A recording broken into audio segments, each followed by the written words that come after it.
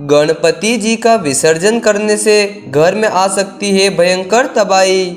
ऐसा हमने क्यों कहा, आइए आपको शास्त्रों के माध्यम से बताने की कोशिश करते हैं। यदि उससे पहले आपने चैनल को सब्सक्राइब नहीं किया है तो रेड कलर के बटन से सब्सक्राइब कर लीजिए।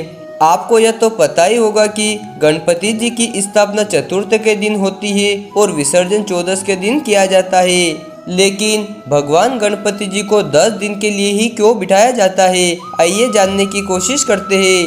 भगवत पुराण के अंदर लिखा गया है कि जब महर्षि वेदव्यास ने कहा कि भगवत पुराण के श्लोक को मैं बोलूंगा और इसे सुखदेव जी महाराज लिखेंगे, तो सुखदेव जी महाराज ने कहा कि मैं इसे लिख नहीं पाऊंगा, इसलिए अपन गणपति जी को बुलाते हैं, वह भली बातें इसको लिख देंगे। ऐसे में गणपति जी को बुलाया गया और महर्षि वेदव्यास ने कहा कि हे प्रभु, मैं तो सामान्य मनुष्य हूँ और मेरे द्वारा बोले गए श्लोक में कोई गलती होती है तो आप उसे सही करके लिख दीजिएगा। गणपति जी ने कहा कि तुम जहाँ तक बोलते जाओगे मैं लिखता जाऊंगा और यदि तुमने बोलना बंद कर दिया तो मैं उसके बाद लिखना बंद कर दूंगा।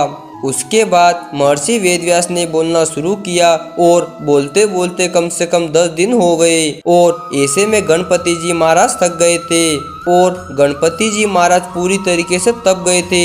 यह देखकर महर्षि वेदव्यास ने कहा कि हे प्रभु, आप तो पूरी तरीके से तप गए हो। ऐसे में गणपति जी को वहां से उठाया, शीतल जल के पास ले गए और गणपति जी को शीतल जल के अंदर प्रवेश कर दिया।